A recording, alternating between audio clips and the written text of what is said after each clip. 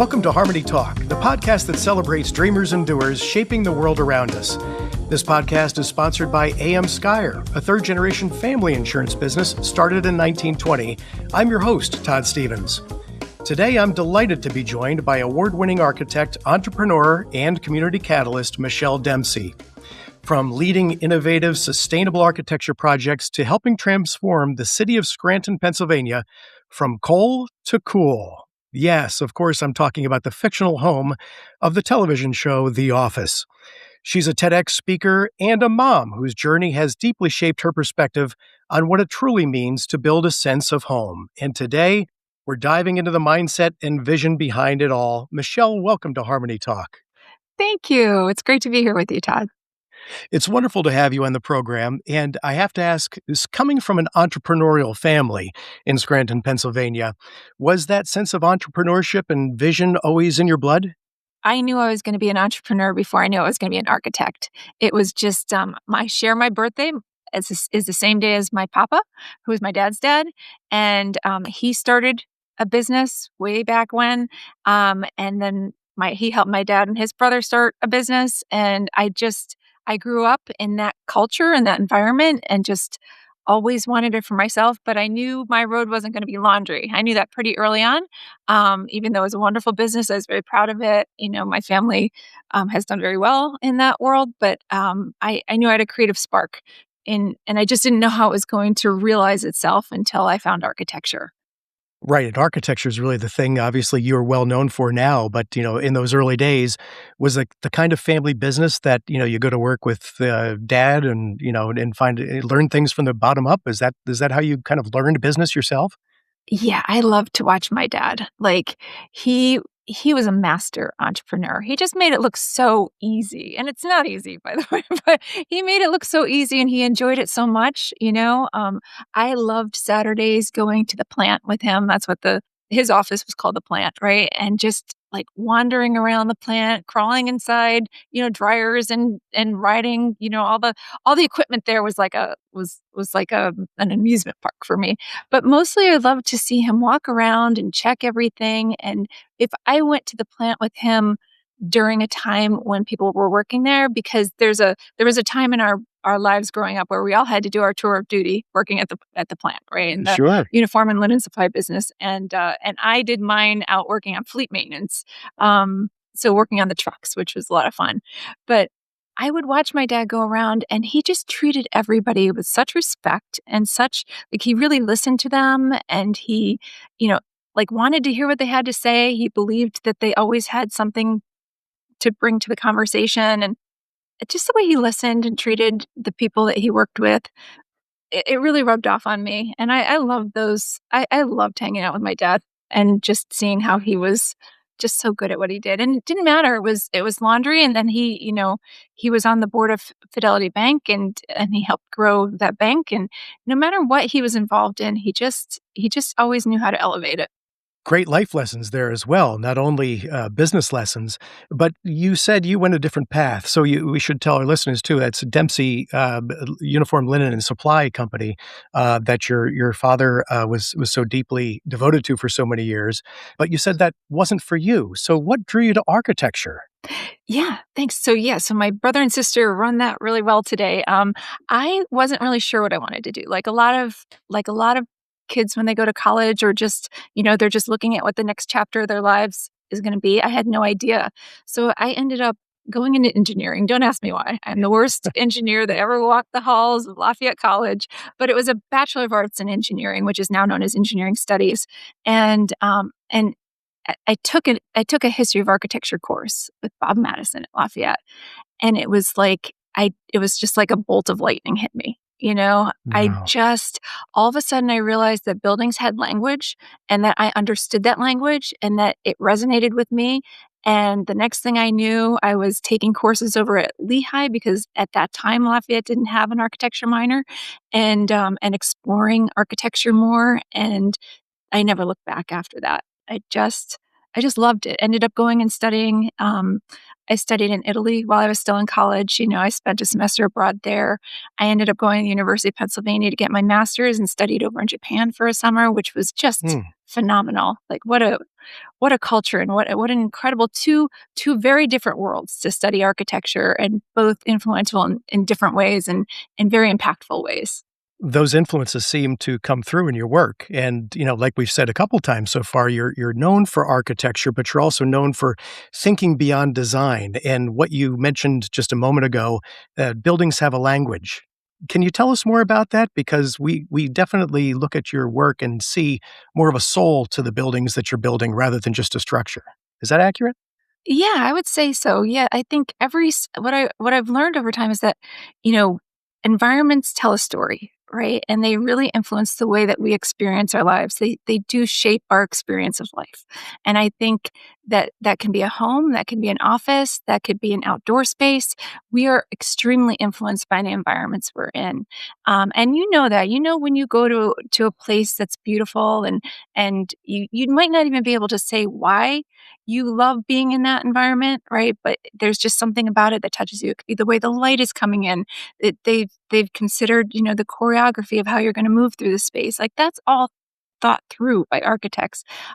Just the way you're going to experience it, how it sits on a site, the way it shapes not just indoor but outdoor space is the way the buildings are arranged. And I do recall at one point when I was at Penn, I went and I saw Peter Boland speak. He came to Penn and he spoke, and there were a lot of speakers who came in and out and whose work I love and admire, but there was something about his work that really touched me, and like I got it, and I thought that's me. That's closest to my voice and how I want to express my architecture. There was just a rigor to it. There was a warm modernism, a rigorous detailing, a rhythmic pattern to the architecture. It made sense. It was very diligent. It was beautiful. It was so many things. It just touched me. Right. And so when I left school, that was the firm I wanted to work for. And I got my first job at Bowen Sowinski Jackson. And Peter has remained a mentor to me, throughout. That's wonderful. And Peter's been a guest on Harmony Talk. It We've was a been glad to wonderful. have him. I listened to Yes. it. It was great. Thank you. And, we should remind listeners, the architecture behind the original Apple stores, Yes. certainly Peter Boland work. So is it important for people to connect emotionally to the buildings and the spaces they're in? I think that's what it's all about, is this emotional connection to the spaces that you're in. It's that intersection of people and place and nature, and it's the consideration of lights and of light and materials, and light and shadow and materials. I think, when it's done right, you can't help but when you walk into a space, to have an emotional reaction to it. And that's a lot of what we do, and so over time, I've really also started to incorporate the architecture, the interiors, the brand experience, and that's the sort of where my firm has gone to. We design immersive experiences that transform environments, elevate lives, and inspire new possibilities. And I think architecture at its best does all of those things, right? You really can be inspired by where you are, and if you've you can see it just in the school system or in the office environment, in these places where we spend time. And even at home is like a personal brand, right? Like when the architecture is done well, you just feel a sense of calm. It resonates a sense of purpose. It has meaning. It feels like it's going to endure. It holds a sense of place, right? Um, to me, architecture is so powerful because it does all of that, and I think that's like what I when I started getting involved in my community, I did it through the armature and the voice of architecture, right? Like that using sort of my skills and my talent to say, like, how can I help shape this place? And I love that about what I do. I think architecture is really to this day still very inspiring to me. Well, that's wonderful. And, you've been named a top 25 woman in business. And I have to ask, at the time you came of age in architecture, I took a look. Roughly 15% of the architects working were female. Yeah. Did you consider yourself a trailblazer at the time? I don't know that I considered myself a trailblazer, but I knew that I knew there was a big fall off. There was a big cliff Yeah. for women getting their license, and then even to this day, women who are full sole owners of firms, it's pretty low. And it makes sense, though, when you think about it. It's a very, I'm going to say stressful. It's very rigorous and demanding field. There's deadlines. There's a lot of different components to it. It's creative, but I think a lot of people don't realize how technical architecture is. There's a very technical component to it. You have to understand zoning and code and how to construct a building and put it together. I mean, when we do drawings, we're essentially giving the contractor the recipe to build, like showing them what's inside the walls and how it all goes together, and the way you bring a detail together is whether it's going to sing or not, right? There's a beauty in, like, there's the big overarching design, but there is a beauty in the design of how things come together, and the detail and the joint, and those interstitial spaces of wonder. So I think that people don't understand what goes into an architecture education. I mean, how could they until you're doing it, right? And so my impression is that people see architecture as, oh, we create pretty drawings and like sort of the design vision, but it is so much more than that. And that technical side takes a long time to learn. And then the examination is very rigorous. And then by the time you get through all that and you're at a point where you feel like you're qualified to start a firm, you're usually in like the time of life as a woman that you also want to be starting a family. And those things don't always want to work together, because they're both very demanding, So Very much so. Yes. I think that has, I don't want to speak for every woman, but I know that had a lot of influence on when I decided to start a family and when I decided to start a firm. So I started a firm a little younger, thinking, oh, by the time I get this up and running, I'll be ready to start a family. Life takes you on different paths. I didn't start a family till I was older, but Certainly. yeah, Yeah. I think that's part of the reason, though. But it's much more even in school these days, and I think a lot more Yes. women are pursuing their licenses at the very least, which is great to see. Well, certainly thankful to you and all those who came before for setting that path and evening out the score, so to speak, there. That's for sure. Well, when you look at the women who are really when you look at a Zaha Hadid or a Jane Gang, there are sacrifices that have to be made to get to that level. Like, I think in any field, and sometimes family is one of those sacrifices. And that's why I think for women it's hard. Yeah, and we're going to talk family more in a moment, but I want to bring you back to Scranton, Pennsylvania, because your education and your career found you living in Philadelphia, Washington, D.C., and elsewhere. What brought you back to your hometown of Scranton, Pennsylvania?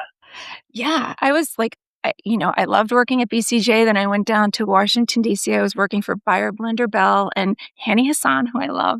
And I loved working with him, but I had designed a house for my parents, and I knew it wasn't just any other house, right? And even at that time, it was very important to me that I bring sort of like that personal brand into, I don't even think I knew what I was doing at the time, Todd, but I was sort of bringing that idea of brand and meaning into everything that I did.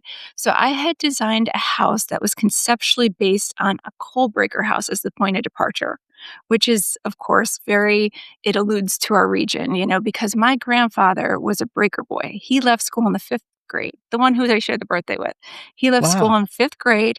He worked as a breaker boy in the mines, and then eventually started an overall and apron business. And I just felt like, and then he helped my dad and his brother Dick start, their laundry business. And I just felt like that we had so much to be grateful for to him, and to, what brought our families over here from Ireland to begin with, and those early sort of hard jobs in the mines, were the beginning of that story. And so the real kind of challenge there was, how do you turn this vessel of industry and despair into, or sort of this icon of industry and despair into this vessel of warmth and family spirit, and that's what we did. It was based on a coal breaker. And I remember saying to my mom and my dad, I'm going to use a coal breaker as the point of departure, and we're going to go around the area. And my dad couldn't wait. We're going to go around the area and look at all these breaker houses. And my dad was like, I'm in. And my mom was like, in tears, like, why are you going to make my house based on a breaker? Right? Right. And at the end, I'm like, Mom, you got to trust me. You just, trust. And they love that house. And Todd, they were in it till their final days, both of them. I've lost my parents and both of them within the past, year and a half. But they were able to stay there because we thought at the time about aging in place, right? And again, didn't even Right. know what it was called at the time, but just knew that we had to design, this house had to be able, they had to be able to live in it, So we put an elevator in and we designed the bathrooms to be ADA accessible, very inconspicuously. And we planned for nurses and caregivers, and it really worked out. How did it feel to do that for your parents, for you? There is no way to describe that feeling. I mean, it's going to be the most important project of my life because it was for my parents, right? Because when you have parents who have given you so much, right? You think, how can I ever give back, right? Right, sure. How can I ever give back for all that they've done for me? And they waited patiently for me to finish school. They wanted me to design their home, and like, the fact that they loved it so much and that they were able to be there until their final days, like, literally, their final days in the home, that meant everything to me. I mean, there's just as an architect, there's nothing more. And there's a lot of meaningful projects. Like, every project has a lot of meaning to me. That one just, there's something really special because it was for Mom and Dad. And it's a way to say thank you. Beautifully put. And I would imagine that anyone who ever stopped by the house or came to fix a dishwasher probably heard who designed their home. I'm sure. Yeah, they did. Uh, Right. yeah, I'm just thinking from a sense of pride, what it Yeah. must be like for them. So, kudos to you for being able to provide that. Thank you. Absolutely. And, I have to say, when many of our listeners from around the country or around the world hear Scranton, Pennsylvania, I'm guessing they probably think about a television show in the United States anyway, the version known as The Office. Yeah. And one of your most unique accomplishments, I would say, non-architecturally, related directly, but you were the organizer and certainly one of the key people behind the Office convention and, of course, the Office wrap party. What inspired you to become such a critical part of these efforts, which actually, as one columnist put it, turned Scranton, Pennsylvania from coal to cool? Yeah, that was the best. Right? So that's okay. So when I came back to design my parents' house, I fell in love with the area again. I thought I was going to leave when I was done, right? But I fell back in love with the area. There was like a young mayor. You could see things were happening. There was a great local music scene. And I love to be on the edge of change. Like, I like to be places where I feel like I can have an influence and an impact. And I thought, Scranton is a place that needs that. And I remembered, Ted, when I went to college, and I really enjoyed my childhood here growing up at our city house in Dunmore and going to our lake house 7 minutes away, up at Music Lake.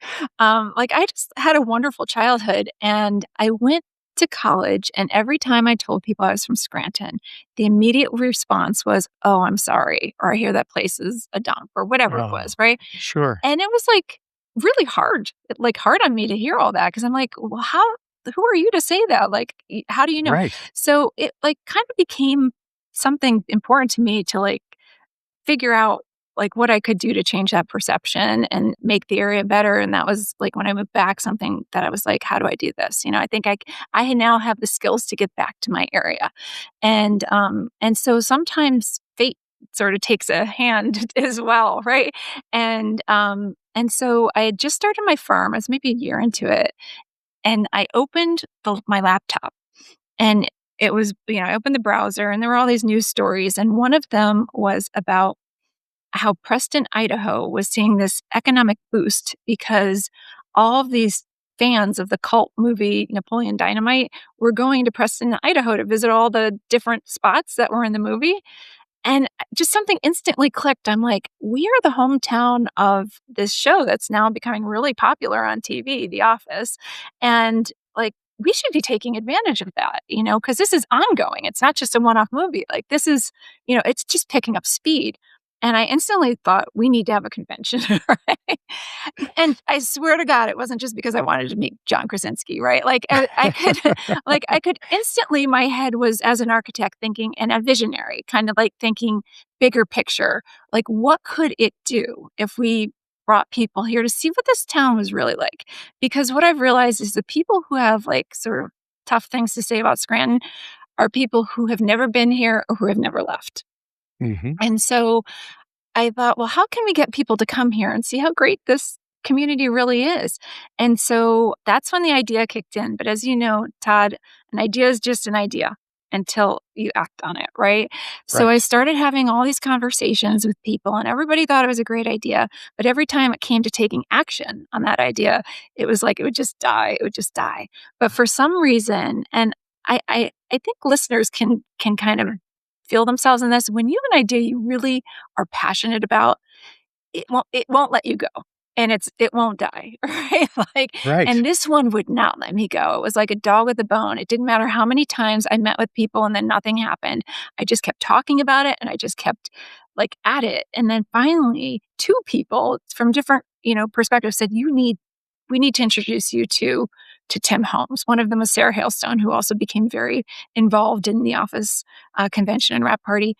And so I met Tim Holmes. He was doing events for the Times, our local newspaper, the Scranton Times, and I told him what I was thinking, and instantly he got it. Like, he didn't even watch the show. He just like, he could see Wow. 10 steps ahead, and he saw what this could do for Scranton, and he was in. And before I knew it, he was mapping out a plan, and we were talking to NBC, and we were just like, he had all the local partners, and our sort of back pocket was and the way Scranton works is I had a friend who's a distant cousin from high school who had gone on to work at NBC, and she was the assistant to like the president. When we had it all together, I pitched it to her, and she gave us a contact who didn't open the door and say, "Welcome in, like, let me do everything for you." But they said, "Prove to us you're not crazy. And we're going to listen to you, but you still have to prove you're not crazy." So she just made the connection, and we just continued to have meetings, and eventually with the producers, and eventually with Greg Daniels. And then before we knew it, it's a long story, but we had a convention, and it was amazing. It just was epic. So we had at the first one, which is the office convention, we had all of the actors except what we'll call the Fab Four, except Sure. for Steve Carell and Jenna Fisher and Rainn Wilson and John Krasinski, right? Everybody else came. And I remember, so Brian Baumgartner, who plays Kevin Malone, had been here Sure. with Angela a couple times. He loves Scranton. I mean, he loves it. And I remember calling him. It was like a few weeks before the convention was going to happen, and we had everything ready, but we had no actors like who Oh had my goodness. committed yet. Right? I Oh mean, we're my goodness. talking within a Yes. month, and Tim and I were just like, we're going to have a great party no matter what. And so Brian calls me and he's like, "How's it going?" And I'm like, "Oh, it's going good." I'm like, "Except we don't have anybody committed yet." And he goes, "I'm really sorry." And my like stomach dropped. He's like, "I Uh, talked to my people and I could only get 13 of them to agree to come." And I was like, oh my gosh. I was like in tears on the phone with him. And because he's like, they all love Brian. He's just so lovable. Sure. And so they came, and it was a weekend of just happiness and joy and fans. We always pitched it as a win-win-win, a win for the show, a win for a city, and a win for the fans. And that's what it was. You can Google it and see, like, it was incredible. It was Y- incredible. Yes, I'd encourage everyone to check it out because the excitement that had come back to the area because of that event. Now you have The Office streaming on so many platforms. There's a whole generation of people, much younger than me anyway. I won't say Yeah. you, Michelle, but who my children have seen it. They've loved it. They've binged watched every episode, and people want to come to Scranton, Pennsylvania, and Scranton really has you and a few other key people to thank for that. It's definitely teamwork. It was a big collaboration, let me tell you. But, it was funny because, we thought it was lightning in a bottle, but when the show wrapped, we said, we should do this again. And the second time, everybody came, including Steve Carell surprised us. And if people really want to see something cool, Google The Office Wrap Party, Steve Carell, and see him surprise the audience on up at PNC Field. It is like, but turn the volume down on your speakers because it's like people go insane. But it was such a fun, like we did it twice and everybody came the second time and people had the best weekend of their lives here in Scranton. And they said that, and they saw the beautiful city and they got to experience who we are. And, probably one of the coolest moments besides when the Philadelphia Daily News said Scranton had gone from cold to cool. And I think they described it as a Star Trek convention with girls or something like Oh, that. that's wonderful. That's wonderful. Was when recently the oldest of my nieces and nephews, or besides my son, of my nieces and nephews, went to college, and he went to Lehigh, where I took a lot of classes. Uh, and I knew when he told people, when people said, "Where are you from?" and he says Scranton, their first instinct is going to say, they say, "Oh, I love The Office." And that dichotomy, that difference between when I said it all those years ago and people were like, "Oh, I'm sorry," and that, here that place is an armpit, to when he says it and they say, "Oh, I love The Office and that's so cool and I want to go." And like it is night and day. And I'm very proud that that's like where things have come, and that we were able to leverage something like that to showcase our city, and to, and for the show to do something that no show has ever really done. And that relationship continues. The Everhart Museum just opened the Office exhibit, which we designed, my firm Lyrics Wonderful. designed. And they're getting visitors from all over the world. It's incredible. Still, people just really, love that show. And so do we.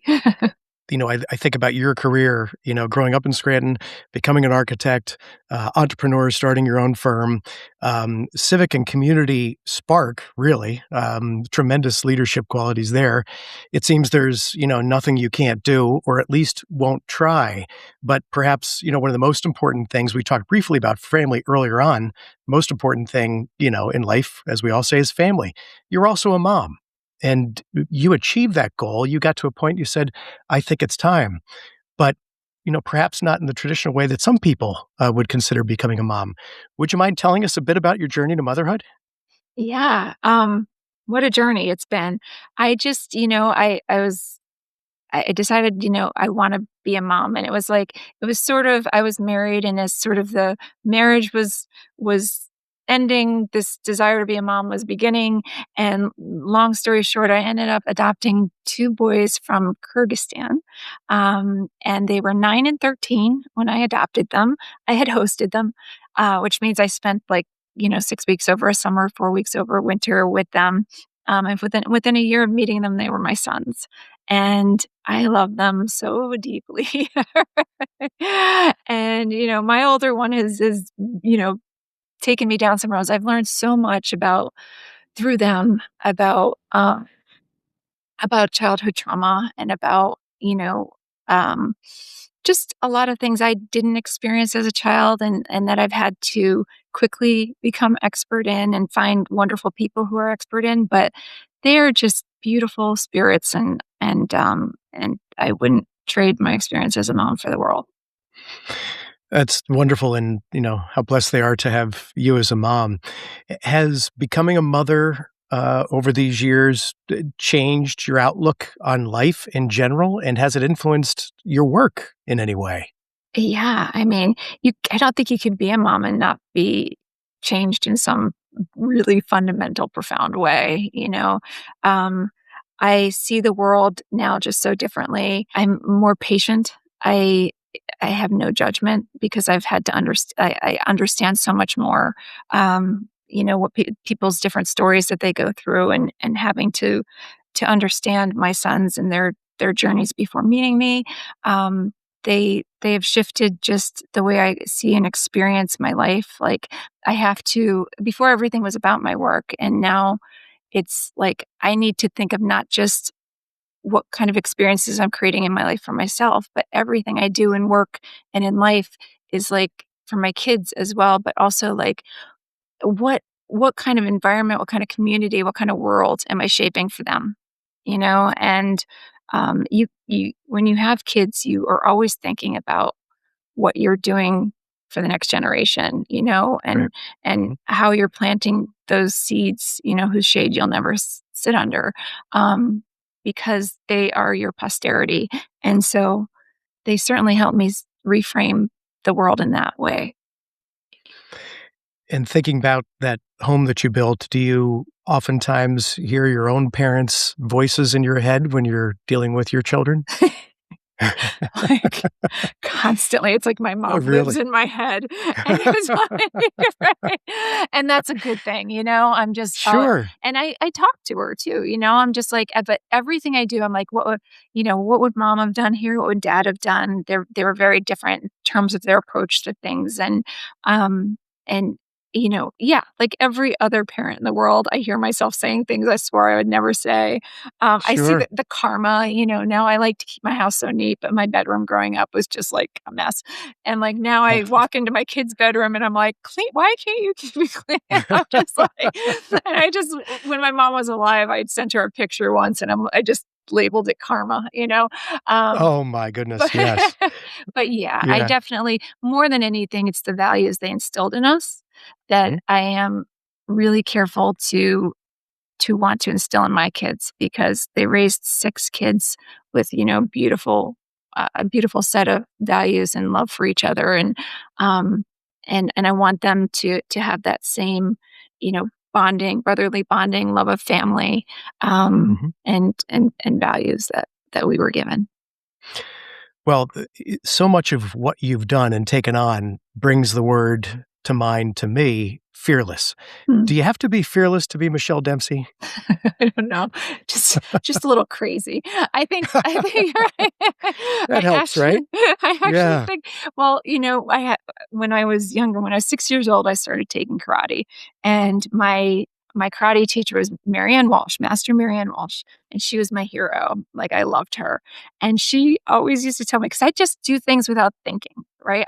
She said, you do things because you don't know you shouldn't be able to do them, or that's like, she's like, I think you were born with a little crazy, and she meant it as a compliment, right?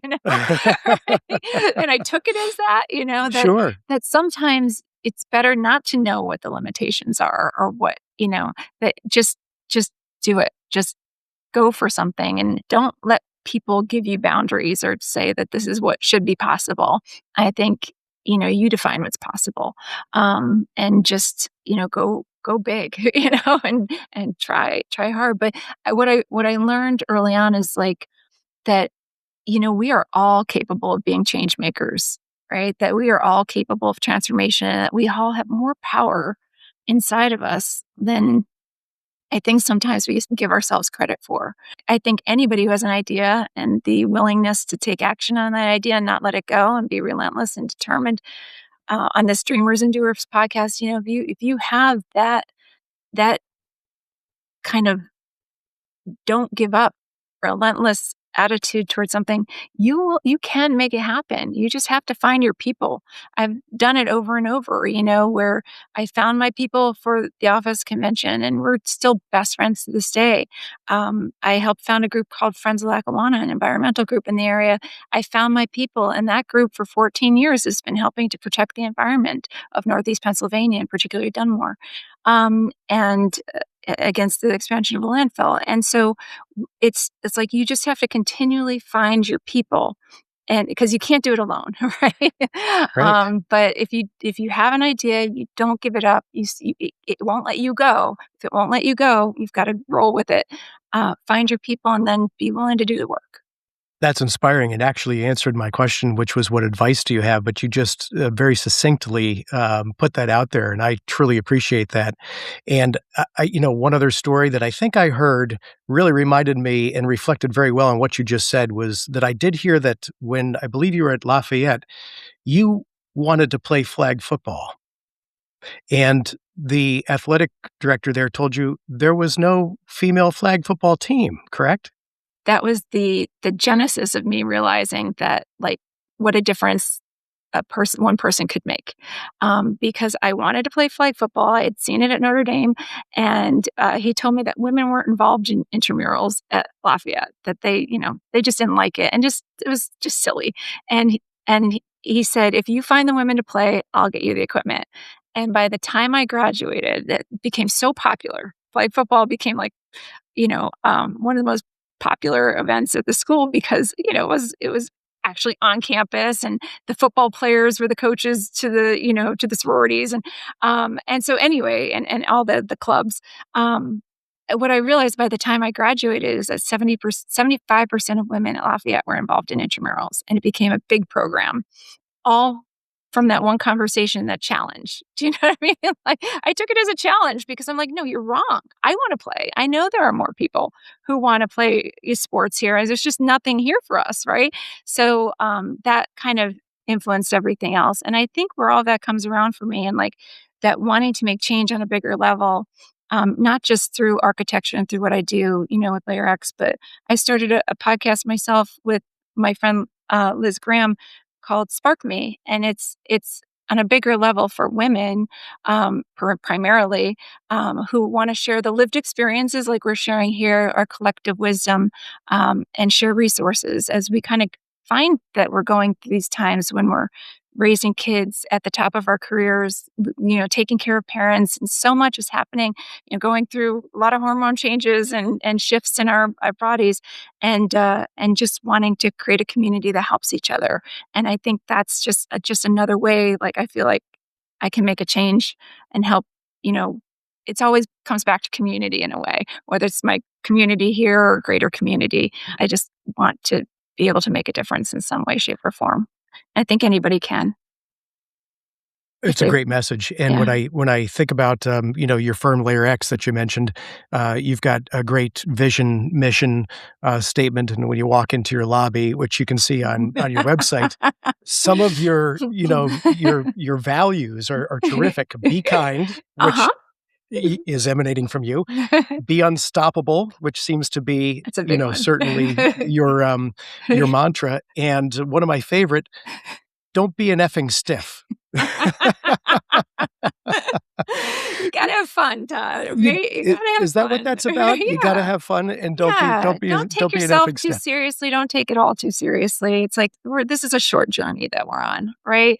And once you lose anybody you love, especially like your parents, like you just realize that this is not it's not a dress rehearsal. We are here for a very limited amount of time, and that, you know, do what you can to make it the greatest journey that you can. I said after when I sent Greg Daniels a thank you for coming here after the office, um, I said, thank you for the rocking chair stories. And that's how I kind of look at my life. Like, am I creating rocking chair stories? Like, so when I'm, 90 some years old, rocking back and forth at the old folks' home, telling the story for the 100th time that they don't want to hear, like, are my stories good? Are they like, Yes. am I happy with the life that I left? Did I have great experiences? Like, and that the office convention, the office wrap party, those were rocking chair stories. And that's why I hope everybody's life is full of. Well, you've made an indelible impression on so many people's lives, Michele. What's next for you? Oh, wow. What's next? I love what I'm doing right now, right? My firm DX Dempsey that I had for 22 years merged with Layer Architecture to form Layer X, which is layered experiences. I love the work we're up to, especially in the communities, the design that we're doing, all around. I could talk about that for hours. And then I love Spark Me. It's sort of just a very different, way of having an impact on people's lives that I felt I needed. It was kind of like this was an outlet I needed, and Liz was the one that came to me, and it was so funny. I'd already been thinking of a podcast around the same subject, and it's like Sure. if the two of us felt like this was something that we needed to talk about, it's probably something that we need to talk about. And so that's a lot of fun. So I think I just want to keep going with that and my kids, like I want to travel more for sure. I think I'm setting things up so that I have the ability to enrich my life through travel with my kids as well. And just experience as much of this world as I can while I'm on this earthly journey, as my mom used to say. That's a terrific goal, that's for sure. And where can people find you who want to learn more about all things Michele Dempsey? Oh, jeez. Well, if anybody really wants to learn more about all things Michele Dempsey, thank you. That's nice. Yes. LayerXstudio.com is one place to learn about the architecture and professional side. And then sparkmepodcast.com is a great place, or just look up Spark Me Podcast on any of the platforms. And I think those two places are probably a pretty good start. Well, that's great. And I've got to say, Michele, it's been great fun having you on Harmony Talk podcast today, telling us your story and your journey of dreaming and doing from all parts of your fascinating career and life. So we really appreciate you sharing with us today. Todd, it's been a blast. It went so fast. Thank you. It did. It went very quickly. We've been talking with Michele Dempsey, award-winning architect, entrepreneur, community catalyst, and unstoppable dreamer and doer. If you enjoyed our discussion, please visit HarmonyTALKpodcast.com, where you'll discover other wonderful stories of dreamers and doers. This episode has been presented by AM Skyer, a third-generation family insurance business started in 1920. I'm Todd Stevens. For everyone out there, keep dreaming and doing.